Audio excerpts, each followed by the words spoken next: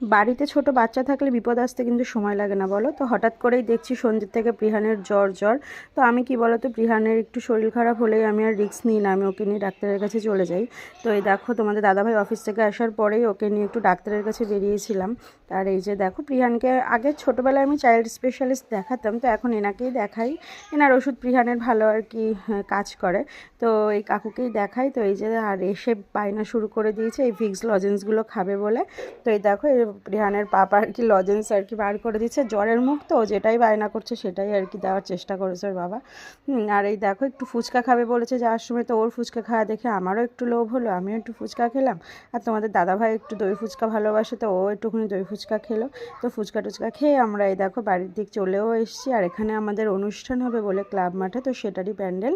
আর এই দেখো, এই একটা অ্যান্টিবায়োটিক দিয়েছে আর এই একটা প্যারাসিটামল দিয়েছে। তো চলো সবাই টাটা, ভালো থেকো, সবাই সুস্থ থেকো। আর ভিডিওটা ভালো লাগলো অবশ্যই